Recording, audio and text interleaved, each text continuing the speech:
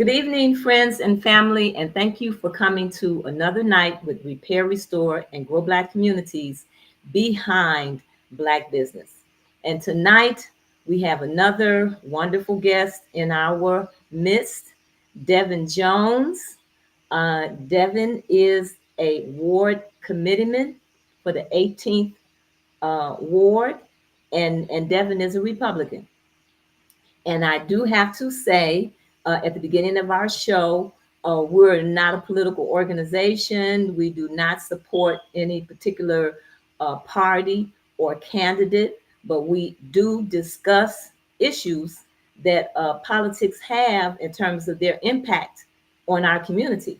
And our political arena has a great impact on our community. So we welcome, guests from many genres and many areas on our show.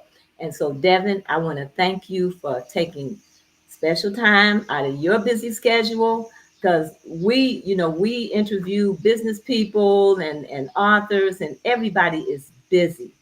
And I know you're busy. So I want to thank you for coming tonight. Thank you for having me. I really appreciate this opportunity. Absolutely. And as you know, we're a nonprofit foundation and we're working to enhance the awareness and support of Black businesses.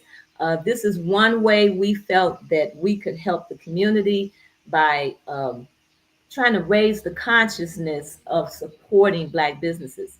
So, one of the things that we do is we have this podcast every Wednesday night behind Black business, and we have people from our community, many business people, and like I said, authors, individuals like yourself, community activists, to talk about what they are doing. And that's something that we realize is that we have so many people out here doing so many wonderful things, but it doesn't get into the mainstream media. It seemed to be skewed about what's not going on in the community and what people want us to see is going on. But we have some people out here doing some wonderful work like yourself. And I want people to know about the work that you're doing. And we feel that by supporting Black businesses, they're going to hire people from the community. They're going to help circulate that dollar, and that's why our businesses are so important. And we're great proponents of our Black bookstores. I think we had a conversation last night. Devin and Adeline was really pushing, the libraries, and rightly so, because reading is very important. And we think so much of it that we're supporting our Black bookstores. We used to have like 22 Black bookstores here in Chicago. That's a lot. And Yeah. that means a lot of people were reading. And it dwindled down and it dwindled down and it dwindled down. And we were down to two at one point. But there is a resurgence of Black bookstores, whether they're brick and mortar or online. And if you go to our website at rrgbc.org, we have bookstores, Black bookstores here in Chicago listed on our website. And I believe there are a couple new bookstores that I need to make contact with, but we have to support our Black bookstores.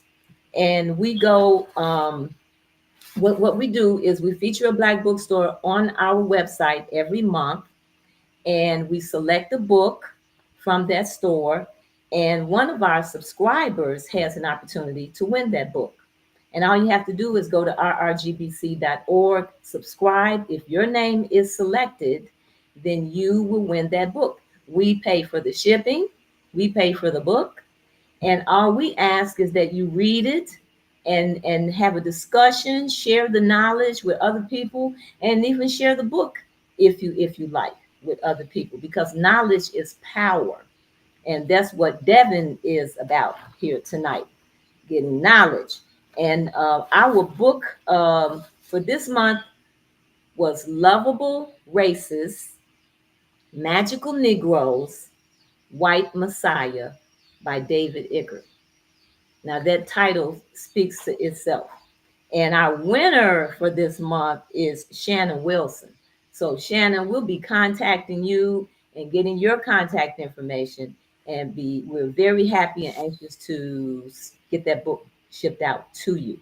And this was chosen by Brother Yoel at the Underground Bookstore, which is located at 1727 East 87th Street. And I believe the Underground Bookstore is our oldest Black bookstore here in Chicago. And someone may be able to, I will stand corrected if that's not true, but I know he's been over there in that area for a very long time. And this is the book that he selected for this. We are also supporters of the Southside Community Federal Credit Union, which is a Black-owned financial institution located at Wentworth and Garfield. And in order for our banks to thrive, we have to open up accounts. And we have our money in many banks who do not give the return that they should be giving to us based on all of the deposits that we're making in and out of their accounts. And so we ask you to go to the Southside Community Federal Credit Union. They give free financial literacy classes on Saturdays, and they offer in different types of loans, and they're giving considerations to the individuals. When they first started, they were giving loans to people who couldn't go in some of these major banks and give loans. But we have to have some integrity. When we get a loan from the Southside Community Federal Credit Union, we have to pay that loan back, or else they can't survive. So we ask that you support the Southside Community Federal Credit Union. And finally, please go to our website where we have an online store, and you can purchase from our store and also make donations to help our organization do the work that we're doing. So, Devin, um, the reason I asked you to be on our show is when I heard that you were giving civics classes at your office, and I thought that was so profound. Um, but before we get into all of that, I would like to give you an opportunity to let the listeners know just who Devin Jones is. You've got a very diverse background here of experiences, and so I'm gonna give you an opportunity to just talk about who you are and what you're doing out here in the community. Sure. So I am the 18th Ward Republican Committeeman. Prior to doing this in my life, I'm also a sexual assault victim advocate. That's my daytime job. And prior to this, I worked for the Diocese of Columbus, Ohio, and I did evangelization outreach, and I helped start a reentry ministry in Central Ohio to help people who were returning from prison Mm, basically get acclimated. Um, Simple things that we take for granted, getting IDs, housing, healthcare, jobs, so that they didn't return to prison or to a life of crime. Prior to that, I was a United States Navy sailor. I was a sexual assault victim advocate in the United States Navy, and my primary job was I was a master at arms, and I did mostly law enforcement, anti-terrorism, force protection, which is a fancy way of saying I protected big ships, nuclear material, classified documents. I worked on some investigations with NCIS, if you know that show. It's nothing like the show. It's a lot less dramatic. It's a lot more boring. So I mhm, worked in investigations, investigating things like waste, fraud, and abuse, sexual assaults, violent crimes, uh, people bringing weapons on base, stuff like that. mhm, Um, and I was also I worked with the voting officer for the Mid Atlantic region, so I helped register sailors to vote, ensure that they voted in their primaries and in their general elections in their home jurisdictions, especially sailors who were from the state of Illinois. And then prior to that, the reason I joined the Navy was I was a school teacher. I worked in Holy Angels over in Bronzeville, St. Helena of the Cross, which is now closed, and St. John de La Salle, both in the Roseland area. I taught theology, Latin, and junior high civics. And I adopted two of my students who were homeless, and so I could no longer teach. I had to leave teaching to basically go through to take care of them. So I joined the military to take care of them, and then that's kind of the story of who I am. I Mhm. ran for committeeman because I am a Republican. I'm a conservative. I'm a Christian first. First and foremost, I am a Christian. I believe in Jesus Christ, and so my political values are biblical values. I don't subscribe to the Republican Party because it's so fantastic. When I weighed the two parties, this is the one that is closer to biblical values, and so when I realized that there were no active Black Republican committeemen across the South Side, I decided instead of complaining about what I saw, that I would be the change. And so I ran in 2020. I didn't have any opposition, and I started the South Side Republican organization in order to have an opposition house for us. It's unconscionable that in a representative democracy, in a constitutional republic that has two parties, we are totally absent from the other side. And so I wanted a place where there was a Republican conservative organization that looked out for the interest of Black people, Mhm. and specifically the American freedmen. And so that's what we are.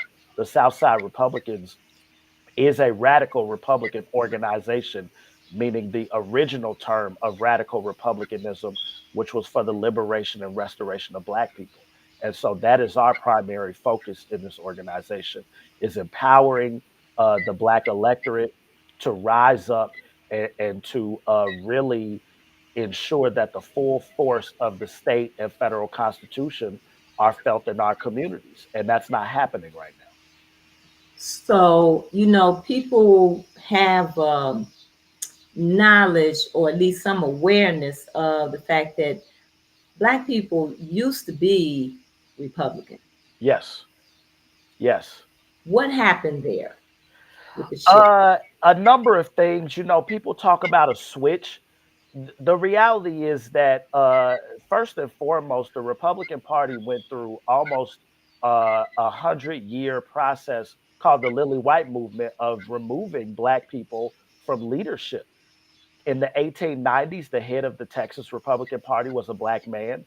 We know the first U.S. senators and representatives after slavery and during Reconstruction, the first Blacks in Congress, they were Republicans. Uh, Mhm. Throughout the later half of the 1800s into the early half of the 1900s, we were by and large Republicans, and the radical Republican movement was the most powerful movement in the Republican Party. And then moderates started to come in who wanted to change. They really wanted those Southern white votes. They wanted to compromise. They were a little less conservative, meaning to conserve the Constitution and a constitutional republic.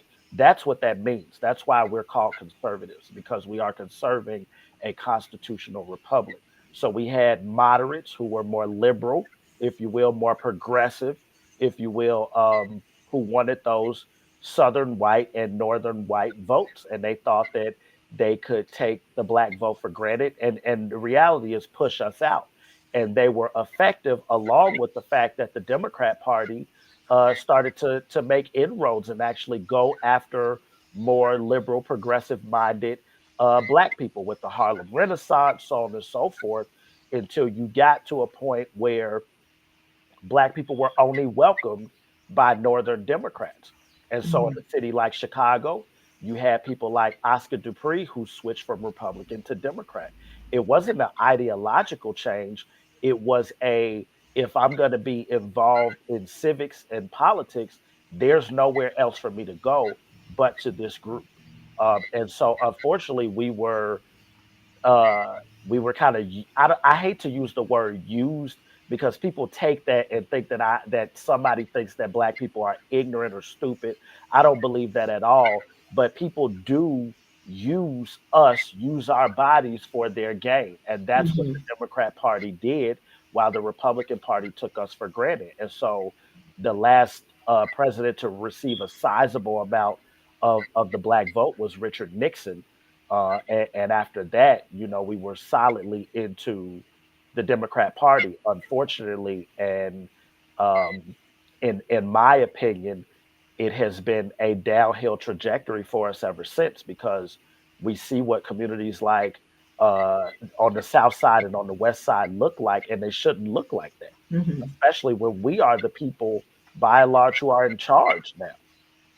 So it seems like with both parties, we've been in a position where we've been taken for granted. Yes, Our votes have been taken for granted. yes, Um, but something similar happens in both parties. yes, And what yes. is that? I think that we're used by both parties. You Hmm. know, people prop up a person, and it has happened to me. I'm not gonna miss any words. Like, people will try to take pictures with me just because they need to show that Black Republicans are doing stuff. There are Hmm. people out there right here, in Chicago and nationwide, who are used, and there's no tangible. The reality is, if you look at their platforms, first of all, I know that this is a nonpartisan show, so I'm saying this is my opinion and Sure. not the opinion of the show. But when you look at the Democrat platform, they have an agenda for LGBTQ people. They have an agenda for everybody except for Black people. When you look at the Republican Party, they also have an agenda, and they don't have a specific agenda for black people. They really don't have a specific agenda for anybody. But see, I can work with that, because some of those policies that they advocate for, a return to constitutional government, that is beneficial to us. I would rather you leave me alone than to do something to me. Every time Mhm. you want to create a program, you have to take money out of my pocket to do it. The government just doesn't have a pot of money. They either are going to, quote unquote, borrow it from the Federal Reserve, which to me is unconstitutional, or they're going to take it from you. Both of those are to me, are it leads to death, poverty, and destruction for our communities. So I advocate for, and the Southside Republicans advocates for, a return to basic constitutional government at the federal and the state level. We don't need more programs, because the programs go to 501c3s that are governed by people who take the money and they buy cars and houses, or they build up these churches. We never see the money. Mhm. Violence prevention money, the violence is not being prevented. You look at economic development money, if there's all this economic development money, why does our community look the way it does? Why? You said that there used to be 22 black bookstores, and Mhm. now there's two, three, a handful. That's unconscionable. Mhm. We look at people struggling to open up small businesses, to buy houses, to even buy a car, to get from point A to point B. Um, we look at neighborhoods that are overrun with violent crime, but then you tell us that we can't own weapons to protect and defend ourselves, even though we have a Second Amendment right. You know, so when you look at what is happening, this is unsustainable. And so I would rather just return to the basics of the Constitution. Give us our money back. You don't have to take a third of our paycheck anymore. You don't have to Mhm. take a third of what we make cutting hair or selling food to our community. We will ensure that our people are hired. We will ensure that our people are literate, with our own bookstores, with our own community owned libraries. We will make sure that our kids have the recreation they need, whether it be in our backyards, in the front yards, or in our own parks that we own, that we control. That's what I would like to go back to. Now, what about our schools? I am not an advocate of the public school system. It was not created for us. It does not educate us well. If you've ever heard, and I think Minister Latasha Fields has been on your podcast before, you know that we are at 82, 85, 92% uh, um, basically functional illiteracy in our community because of these public schools. And I know that there are a great many households who have had teachers, Black households who have had teachers on the Mhm. rolls, but we can no longer afford the Chicago public school system at $10 billion at a with a pension crisis that's out of control. And these kids are nothing is happening in those schools but sexual indoctrination, strange racialized ideologies that don't empower, but that seek to, y'all were just slaves, but Mhm. nothing to say how we can take that and actually propel ourselves forward. Right. Nothing to say how strong we are. And the kids can't read, they can't write, they can't do math, they can't do science. There's no trades. We're fighting for trades. Give us our children back. Mhm. In fact, give the building to us. We can create our own community schools. We can pool our money and pay those teachers at a far cheaper rate than what's happening. Right now, if you look at your property tax bill, Chicago Public Schools is the largest portion of that. And Mhm. no one knows where that money is going. It's going to unions. And the unions are looking out for Black people. In fact, at this point, they're getting rid of Black teachers. They're getting rid of Black principals. Oh, They're they've hiring, gotten rid of Black teachers. yeah, yeah, what, 10,000 to date Yes. or more? We Yes. we have they're hiring these Teach for America people that they're bringing from all over. And if you look at even in the contract negotiations, the Chicago Teachers Union cares more about foreign national children than it does about the people who were born here. Mhm. And it's not that I don't have compassion for people escaping, tumultuous countries, but those people voted for that. Just like we keep voting for this. So do I get to hop up and take my family to Canada? Is Mexico going to take me? Is Venezuela going to take me after all of the racism and death, poverty, and destruction wrought on the south side of Chicago? Mhm. Absolutely not. And so, because we cannot afford mentally or monetarily to take care of our own people, all those people have to go back home while we Mhm. get our house in order. And again, in going back to the school system, we cannot afford Chicago public school system, both intellectually, spiritually, or monetarily. Pull these kids out. I am not in favor of CPS because it's not in favor of us. I know why we blame a lot on rap music, the violence in the rap music, the violence in the games, but also, as you say, this deterioration of the educational system Yes, and its impact on the person that you're preparing to come out here and pass the torch to, so to speak, to take over. They are ill equipped, as yes, you say, not able to yes, read, not able to write. They do not have the appropriate base of fundamental knowledge about yes, our history and our government. And so, what kind of citizens, what kind of parents, what kind of workers are yes. they going to be with that going on? Yeah, I mean, and we are seeing that with the disaster that has become the workforce in Chicago, where businesses are not able to hire people. When they do, they're not able to count. I've gone to places where the 18, 19, 20 year olds, the change might be 55 cents and they don't know what a nickel is. These are real stories. And I think a lot of people have those stories. You give 100 for, something that's $5.76. Maybe you give 100 and they're scrambling to figure out how to count the money. These are basic things that we were all taught.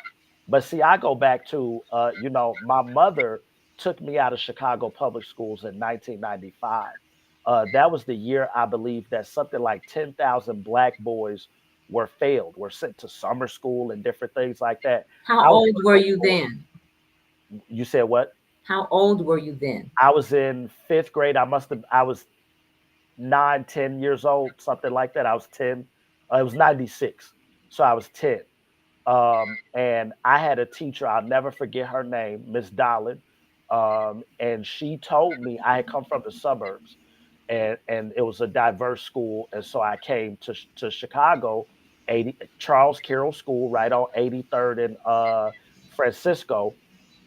And I knew all the answers. I was just raising my hands. I love history, social studies, always been my favorite subject. And she got sick of me and she pulled me aside one day and she said, I'm going to show you what it's like to be a normal student. You will not pass this grade. And while my Iowa test, if anybody remembers the Iowa test, my scores were through the roof. Um, but she gave me all F's and she sent me to summer school. And when I got to summer school at Julius Rosenwald, the teacher, he was this real big guy. He said, Mhm. the first day he did an assessment of the kids and he said, huh, did you have Miss Dolan? And I said, yeah. And he said, that explains why you're here. Do you know that that man, he would, I would show up one day a week. He said, you don't need to be here. I would show up on Monday. He would give me all my work. I would come back the following Monday, turn it in because he didn't think that I needed to sit there all day. And so Now, for was that, she black or white? she was white. She was a white teacher. Wow. She sent half the class to summer school, Mm, mm. half the class. And to this day, any of us that went to Charles Carroll and had Miss Dolan, they'll say she was a racist. We Mhm. couldn't articulate it back then. We Sure. couldn't even tell our parents what was going on. We didn't know. We were just Okay. kids. But now I can effectively say that she hated black kids. And she had taught at that school when it was all white. And then the neighborhood became black. And so we filled the school. I had a classroom at that year. We were in a trailer with 40 kids in the class. So Yeah. going back to 1995, 96, the Chicago public school system has been a disaster, especially for black boys and black girls. And so I can never advocate for something that has created a generation of people who have had to struggle with education, struggle with intellect. That you are creating poverty. That's what that does. You are creating people who are not able to be normalized in society, don't know their constitutional rights because they can't even read the Constitution. So we got to come out.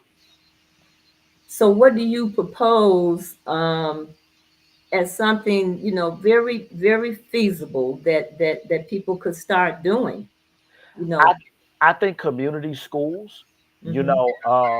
there are a number of homeschooling if you can homeschool. I know that's a really uphill battle, especially when now we live in a society where um, both parents have to work. If you have both parents, we live in a society where we are not fostering parents to really take charge of their authority. Again, shout out to Ronald and Latasha Fields with Epic who talk about this all the time. Sure. Um, so I think one, as a community, we need to support our parents. We need to start instilling parental values into our parents, and our elders need to show parents how to better parent. Second, we got churches next to churches, next to churches, next to Absolutely. churches. Those people, they're only meeting on Sunday. There's no reason that you can't open that church up for a community school, for some type of co-op to start educating our children and pulling them out of this debaucherous public school system. So, Um, and so, yeah, so looking at a system like that, how um, okay, I think many of these 10,000 teachers out here, I don't know where they went, yeah, but we seem like we could pull from that pool because many parents would need help, with yes, how to help their children through the coursework. correct. Um, but where would the resources come from? So for those who were allowed to early retire or take buyouts, I- you know, if they care about the community, they should be those teachers first and foremost. I would look at that pool of people, and there's enough people who are on that retirement payroll, so they're good. Their bills are still able to get paid.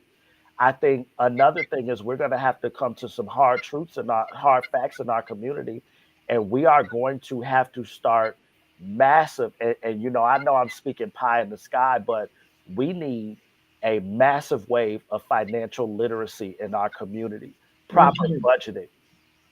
I guarantee you that the vast majority of our families, the amount of money we spend on gadgets, on eating out, on clothes that maybe we don't need expensive clothes. Maybe it is Walmart that we go to get our clothes from. Maybe we do bargain shop as opposed to wearing the best. All you got to do is cover your body, right? And so taking that extra money and pushing it towards community schools, paying teachers, helping, a person like me, maybe I can volunteer my time, but somebody else, maybe they do need gas money to get there. Maybe we need to start kind of like we did with the Montgomery bus boycott, right? Mm-hmm. People had cars, they loaded them cars up, and instead of them putting money in the bus fare, they actually they gave money to the driver so he could put gas in his car, so he could get the tires repaired, so he could get new brakes, so on and so forth. So we need to go back to cooperative economics. There you That go. comes from one of the principles of Kwanzaa. I'm Kwanzaa. not talking about socialism. I'm saying where we cooperate with each other in our economic activity. These bookstores, maybe they have a space where they can house 5, 10 kids, and it's going to be open anyway. So if we are using their books and buying their books to educate our children, they can remain open and sustainable, and the kids can keep coming in. So we're going to have to be a little bit more innovative in how we do Black community and how we operate as American freedmen. It's going to be hard. It's going to require sacrifice, but that's what Absolutely. we're going to have to go back. See, we've become assimilated into the American system of gimme, gimme, gimme, gimme, gimme. You Mm-hmm. know, and we need to go back to our the way that we used to operate as American freedmen, which was a community that built itself up, that was self-contained, where our dollar floats in our community so that we can do these things. Okay. And so this is where I think the conversation around civics is so important. Um, it's not taught well in the schools. The students, even the Constitution, it's taught to the test for the students to pass the Yes. test, but there's not a working knowledge of information that you're going to get. What am I going to do with this? How do I Right. use this? How does this become functional to me on an everyday basis? It's not presented that way. It's almost like foreign language. They Yeah. don't teach foreign language for you to be able to speak a foreign language. Right. You have to be immersed Yes. into a foreign language situation and to learn how to speak. But you can take 2 years, 4 years of French or Spanish, and you can't have a conversation beyond, hello, how are you, and maybe a few phrases. So it's the same thing with the civics, and civics is so important. And when I was looking at civics, there's two sides of it. There's your um responsibility. you know we as citizens have a certain level of responsibility to make Yes. sure that our government is operating the way it's supposed to be. Yes. But instead, what we tend to do, and when I say we, I'm talking about Black people especially, we vote for people, we let people be in office over and over and over again. And once they get in office, then we don't have anything to do with them. Correct. Or we don't even know how to deal with them. Yeah. So we elect these people for 2, 4, 6 years, um, and then it's like, well, what did they do for the community? And that's not the right answer. They shouldn't do any. If you elect someone to the legislature, their job, which is part-time by the way, is to legislate. That means that they take whatever you say do on a piece of paper. So Mm-hmm. if you say, hey, all of our 83rd Street from Cicero to the lakefront is just tore up, they say, How much does it cost to fix 83rd Street? It takes $1 million. I'm just making up a number. They Mhm. write the legislation, it's called the budget, and they put it forward as your representative, everybody who represents 83rd Street.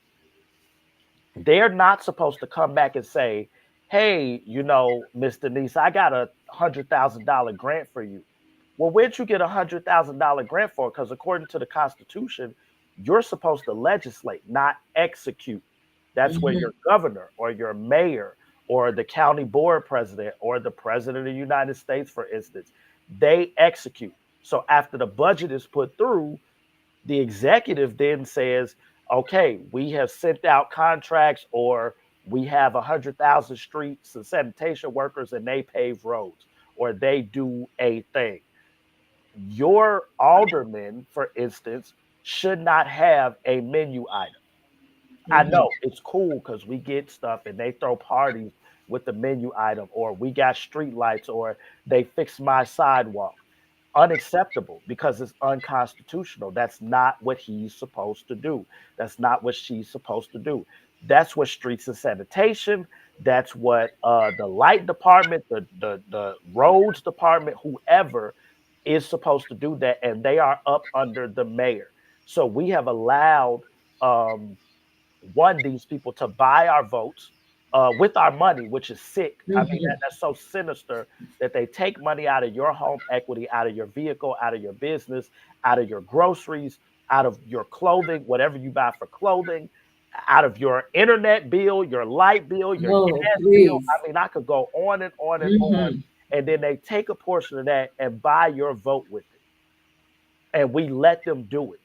And then When you say buy your vote, this is but they're paying for all this advertisement and yes, cars that's coming in your mailbox, these they got a commercials that you're Juneteenth seeing on the celebration TV, sometimes. They have the chicken dinners, the come on, they got the boxes. We're coming up to the season of the boxes of food, right? We about to start getting hams and turkey from the mhm, alderman's office, from the state rep's office, the state senator's office. You paid for that. You're paying for that. That's mhm. that is totally so you could give me a box of food, but you can't just let me keep more of my own money and I could just go to Jewel Osco That's and buy right. my own box of food, So probably. you think you're getting something for And free, you're not. but You're you're not. getting shafted. And that box costs more than what you could have did with your own money. Because see, it's called money laundering, where you take money and you wash it through all these things and you pay salaries and you do all this stuff, and then all of a sudden all you get is an expired ham. To me, that's another form of money laundering. So we have to stay on these people. I look at them and feel free to stop me at any time because I Sure. can go on and on about No, civics. go ahead. But like the migrant crisis, we don't want this issue in our city. White people, Mhm. black people, Hispanic people have all said no. We didn't ask for a sanctuary city. Harold Washington signed an executive order. Rahm Emanuel passed a welcoming city ordinance. Nobody ever said, hey, American freedmen, hey, Hispanic people, hey, white people who live here, do you want this? We woke up, it was a welcoming city, right? Mhm. Now we got this crisis. What did they give us? A referendum. Well, they didn't even give us that. That's what they were going to put on the table for us. Well, if we didn't vote it in, we don't need to vote it out. All you have to do is pass an ordinance repealing the welcoming city policy because that's what we asked for. But see, we don't press them. We don't say if the welcoming city policy is not repealed by the next election, you will not be reelected. Mhm. You had a group of people who did like press conferences and was supporting Emma Mitz.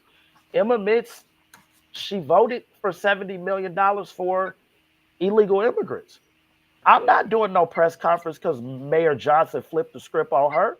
That's what they do to each other. She deserved exactly what happened to her because she Why flipped the script on us why are they bringing these immigrants here? to replace us. Mhm. That is, it's a real great replacement. Black people have become unpredictable. So, and if you remember, we were fighting for, we used to have 18 black wards. I think now it's 17 or 16 because we got rid of 31 that moved all the way up to the north side. So we were fighting to keep our political power, the amount of majority black wards with black aldermen, right? And so, like even now, we might be voting Republican. We might, I don't know. A lot of black men are going one way, a lot of black Mm-hmm. women going another way. So we have become unpredictable.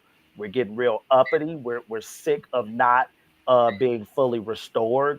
We're asking for things like reparations, which another word for reparations is restoration. Mm-hmm.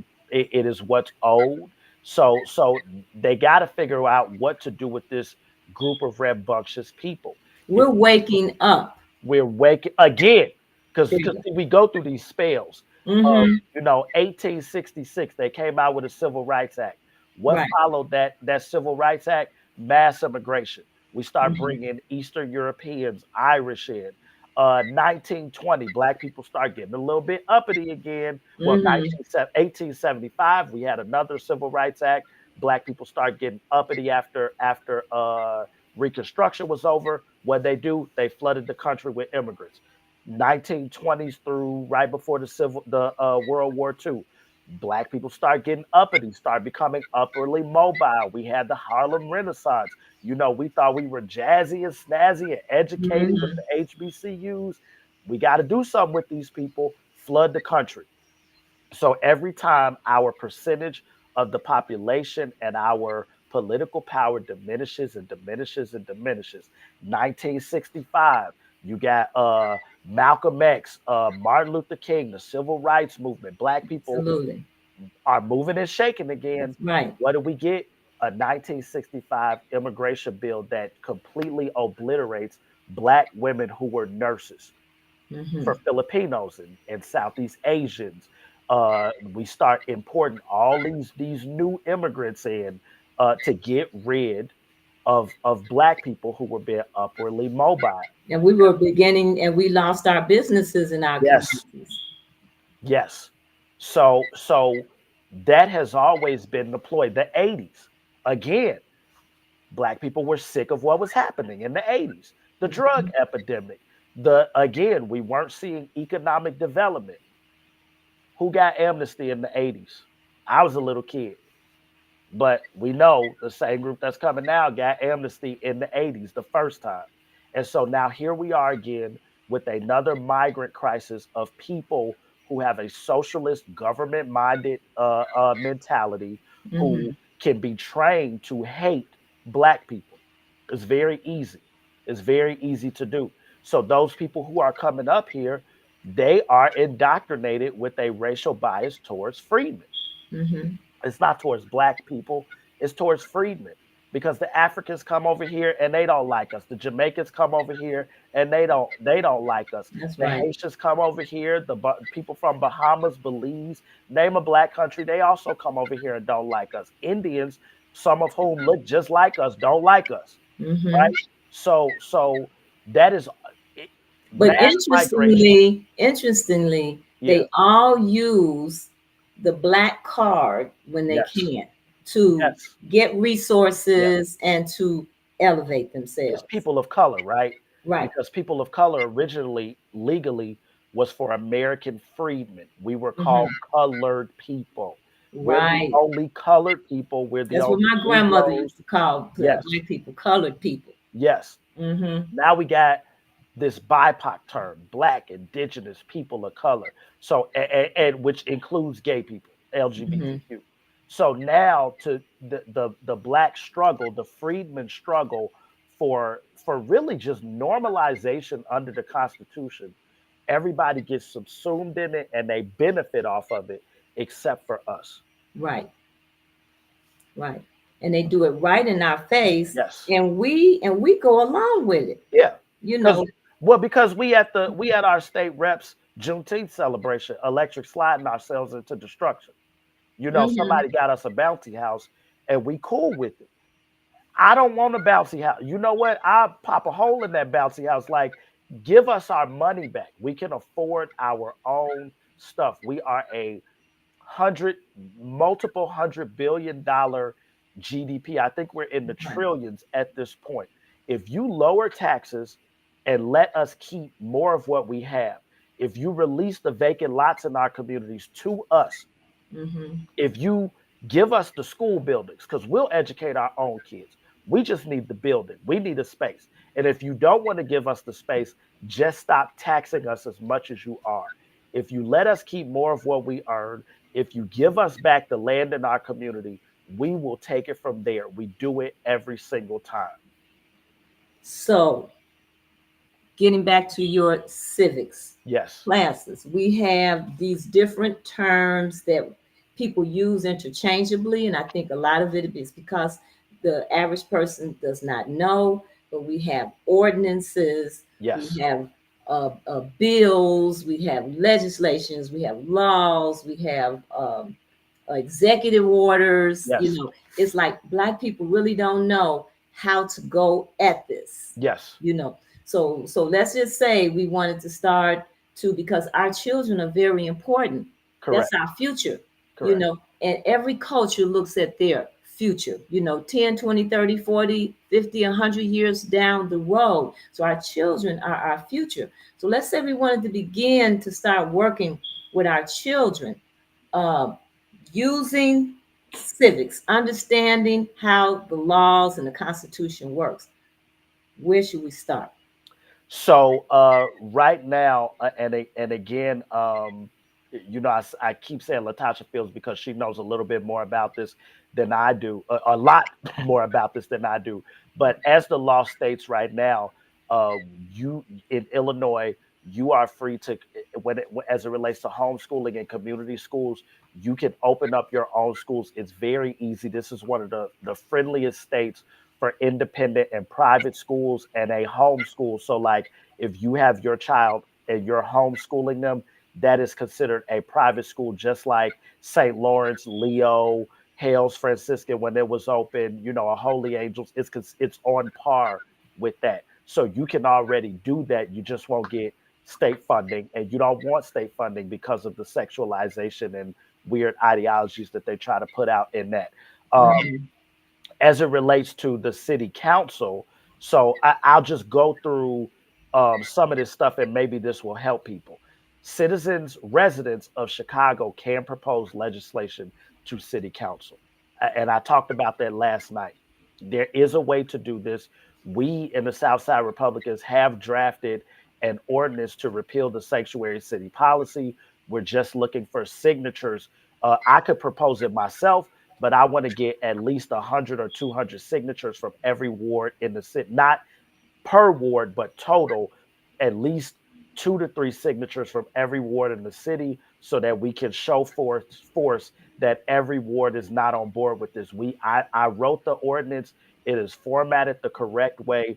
Um, we can propose ordinances. If your alderman's not doing their job, go around them so that you can so that when election time comes around, you can say we didn't need you then and we don't need you now. So let me ask you one question before Yeah. you go on. What is an ordinance? An ordinance is what municipal government uses. It's a law of the municipal government. So Chicago Public Schools passes ordinances for its budget, for some of its policies. The Chicago Park District will pass an ordinance. These are separate entities from the city. So Mhm. the Park District is not the city. That's a totally separate municipal government entity. Um, and then, of course, city council passes ordinances. The county board will pass an ordinance. And then when they meet as the Cook County Forest Preserve District, they pass ordinances for that, which is different from a bill that becomes a law at the state level down in the Illinois General Assembly or in Springfield or in Washington, D.C. A bill is a document that is moving through the legislative body, and once it's passed and signed by the executive or passed over the executive's veto, it becomes a law, meaning it Mhm. is the quote unquote the law of the land. Okay. Okay.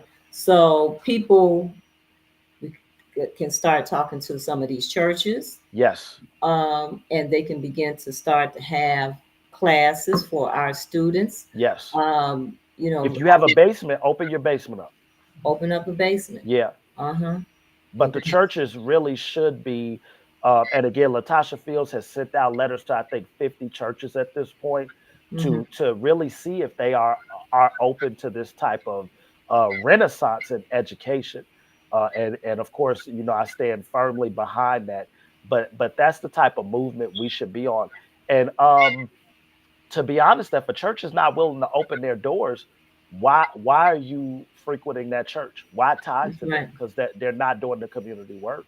Because they should have a Yes, responsibility to the community that yes, they're in. I think that's a shortcoming with many of our churches, because with many yes. of our churches, the people that go there don't even live in the community. Correct, And they're correct, using the building, they're using the correct. space.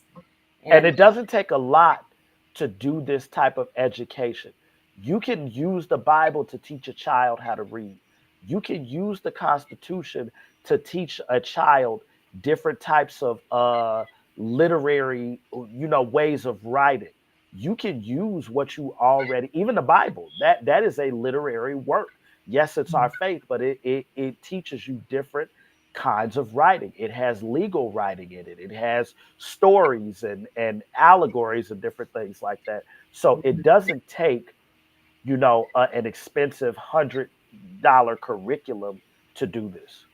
and all of the money that they spend on textbooks, it's unbelievable how much those books cost. But you got to think about, are they getting something from the company? Is there some Mhm. type of quid pro quo with these book manufacturers? The government, which is actual people, they don't spend your money without getting something in return. So they develop relationships with different people. That's why you always see somebody leave being a state rep and they get hired by some company, or they get hired by a university. They always end up in another industry where they're making 6 and 7 figures because Sure. they use that to develop relationships. They're not there for your community benefit. And these are our neighbors. You live right down the street from your state rep. You live by your alderman. Start pressing them. That's your neighbor. They have no right to do what they're doing to your community. And I mean all of them, all 50 of them, every Hmm. single Black Caucus member in Springfield, Washington, D.C., and downtown at the city of Chicago and the county building. Because There is not how many one. state reps do we have now? Black state reps. Oh, that's a good question. I will look that up right now. We have quite a few state Yeah, reps. I know we have what is it, 19 aldermen? Do we have 19 black aldermen? I think it's 17. 17. 17. Yeah. And Um, we have enough people, black people, in these positions that they should be a force. You know, they should be a force to be reckoned with. But instead, they continue to take these neutral positions on things. we have 12 Black senators in Springfield and Okay. 22 representatives, and of course, the Speaker of the House is State Rep Chris Welch, who's a Black man, and so they are not advocating for us properly. Mm-mm. And a lot of the strange legislation, from comprehensive sexual education um, to the parental bullying bill that's sitting down there, to some of the worst, the Safety Act, which is terrible. Those are all Black caucus members. So it looks like it's us, and we vote for these people almost at 100% rate. We're not voting for Republicans. And they're When, not even coming back informing us about what they're doing. yes, They're down there voting on all of these things, yes, and we don't even know what they're doing. correct, Then that's our fault, yes, because we're not doing our part, our due diligence yes. to oversee and follow what they're actually doing. And all of that information is in the Southside Republican office. Is named after Ida. It's called the Booker T Washington and Ida B. Wells Renaissance Center, and it's located at 85th and Pulaski, right there on the corner. maps of your where you live, who your state rep is, your state senator. We've given out over 4,000 pocket constitutions. We have passed out to date since 2020. We have passed out over 15,000 pieces of literature across the South Side, knocked on over 10,000 doors. Mhm. And so we try to do as much as we can to educate people. Again, it's not about being Republican. This is 100% about our community. That's right. We're not funded by the Illinois GOP. We're not funded by the RNC. We're not funded by the Chicago GOP. I pay that rent out of my pocket for that office. We do get some donations here or there. Okay. This is a labor of love from those of us who love our community. And that's why we're doing it, is to bring us politically up to speed, to get us more civically engaged with knowledge in a knowledgeable way, not just out here being busybodies. Okay. One more topic I would like for you to Sure. cover is reparations. Yes. A lot of conversation about reparations. We got a lot of different groups, Yeah. trying to address reparations locally. Yes. The Pan African group, and this we got ADOS, and we got all these different groups out here addressing reparations. And where I met a young lady, Adeline, was at the forum that the state had on reparations, and the audience took the position that this was a dog and pony show because this is not going anywhere. But tell me what you think about reparations. 100% in support of reparations. It is a debt owed. Again, I always use the if you get hit by a CTA bus and it hurts you, CTA has to pay. CTA is government, and they have to pay reparations, restitution. And so we were kept out of things like the original Homestead Acts, the original FHA loans, the GI Bill, you name a policy, Black people were kept out for decades and decades. And so recompense has to be made in the same way we did it for the Jews that we didn't do anything to, for the Japanese that we interned and we took their property. We gave them back their property and still paid them reparations. Um, and it followed their children. If we couldn't find them, then we paid the children in the same way that we have done from time to time to Native Americans. I mean, they have their own sovereignty at this point. And Mhm. so at the state, the county and the municipal level, as well as the federal government, a type of reparations is owed. What I envision that would look like is more along the lines of a Homestead Act, where you start to get like zero interest loans, not low interest, zero interest loans for economic development, for housing development. Those loans should be forgiven after you meet certain thresholds. Maybe you keep the business open for 5 years, or you maintain the house for a certain amount of time, just like they did with the Homestead Act. And there should be a direct cash payment. And yes, we do know who the freedmen are. If we Yes. know who came from Jamaica and Belize, you better believe I know who my people are. Now, if Mhm. you can't determine your lineage, that has nothing to do with the rest of us who know where we came from and should get those direct cash payments and those tax incentives in order to bring us on par to close the racial wealth gap, which was artificially created. You know, this is really not a debate. One is, it shouldn't be a debate about what reparations looks like, who it goes to, and if it's actually owed. These things Mhm. are documented proof, and it's not a Pan African thing. We should Mhm. stop calling ourselves ADOS. We are American freedmen. That is the term that we were called during Reconstruction. And if you read anything written by Clarence Thomas, especially in the affirmative action case, he makes the case that things like affirmative action and reparative justice, it can be lineage based, and our original lineage is American freedmen. We could Mhm. accept the term Negro because that's a historic term. But all this other stuff, people of color, BIPOC, black people, black people is a catch all thing just like white people. Hmm. Our nationality is American freedmen. So looking at it civically, you got people that they got some bills that they've got on the table at the state level with reparations. How should we be approaching this? We should be writing our own legislation and handing it to them as a voting block. Handing it to who? So of course, at the city level, if we write the ordinance as a group, we all take that ordinance down to the clerk's office. Put the And I can show you this. I'm sorry I don't have it with me, but there's a way to draft municipal legislation. We don't let them write our legislation because they don't know what they're doing. Hmm. We should get together and write it. It shouldn't take more than 6 months to write these various pieces of legislation.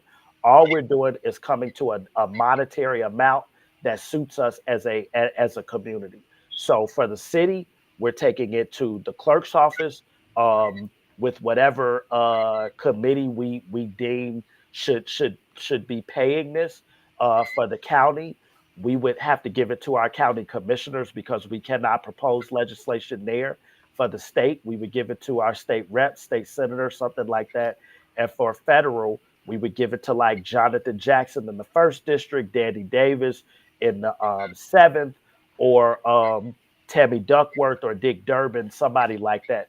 Now I'll tell you, none of these people are gonna propose. They're not gonna put it through because they want to string you along and say, keep voting for me, and eventually we'll get it. No, if you don't put this through in the next session, hey, if it gets voted up or voted down, we keep trying. But if you're not gonna put it through and you're not gonna whip the votes together, you're not gonna be there. Okay. That's it. And we need to say we already have candidates ready to go against you. Hmm. We're ready to unseat you. And again, we have to stop looking to just the Democrat. I don't agree with the Democrat Party because of they care more about Planned Parenthood than they care about Black people. They care more about the LGBTQ lobby than they care about Black families, intact families. So I will never advocate for the Democrat Party at all. I'm not saying that the Republican Party is the bee's knees or anything like that. If it were up to me, we would go independent, but it takes way too many signatures to get on the ballot. It's like an uphill battle. So that's how I landed on this side. And this is the original party for the freedmen. So we need to take it over and do what we need to do. Devin, how can people take advantage of your knowledge, and how can people support the efforts that you have on the table out here? Sure. So our website is southsidegop.org. If you forget .org, you'll get there by .com. We're also the same website is at fixwherewelive.org and .com. So just remember Southside GOP on all social media and southsidegop.org. You can email me at info@southsidegop.org. So that's our social media. I'll give out my number. It is 773-234-5506. Feel free to call, text, email, however you need to get to me. And of course, every Tuesday from 7 to 9, we do civic education. This past Tuesday was local government. I believe we're going into the party process next week. So you'll understand how the Democrat and Republican Party or any party works within the structure of the state of Illinois. We have gone through the Illinois state constitution, the federal constitution. I will redo this series starting next month. So we're almost at the end, but I will redo this, and I'll have a online portion for people who want to come online because I think that the demand is starting to pick up. Yes. And if you want to be a poll watcher, election judge, I got you. We can make that happen. If you want to be a deputy registrar to register voters, please reach out to me. We can make that happen. If you email me tonight that you want to be a deputy registrar, by Friday you will be a deputy registrar. It does not take that long. It's a very simple process. So anything that you need politically and civic minded, we have. And again, that office, the Booker T. Washington Ida B. Wells Renaissance Center is located at 8457 South Pulaski Road in the Ashburn community, right at the corner of 85th and Pulaski. Devin, you are wonderful. Thank you. You as well. I am so appreciative of the work that you are doing and the passion that you have for it. And like I said, we have many strong warriors out here fighting. Yes. And we are very much in support of what you're doing. And I can attest to your class because I did have an opportunity to sit in on your class, and it was very informative. And that's what we need. Yes. We need knowledge. Yes. Yes. And Knowledge I is accept power. pushback. Hey, you know, it got a little heated in that Oh class. yeah, oh So yeah, I yeah. welcome, hey, if you're a Democrat, independent, progressive, whatever, by all means come by. Let's have the conversation. Absolutely. Thank And you. all right. And friends, again, our winner for our book of the month is Shannon Wilson. And you will get a copy of Lovable Races, Magical Negroes, White Messiah by David Ickert. A very interesting read. And I want to thank you for coming tonight. Please go to our website at rrgbc.org and subscribe so you can become a winner of our book of the month. And also, you can make a donation or purchase from our online store to help us with our efforts as we continue to enhance the awareness and support of our Black businesses and try to create some cohesiveness and collective work and responsibility in our communities. So thank you, Devin, for coming, and thank you, everybody else, for watching tonight. We got work to do. Yes. And remember, support Black businesses.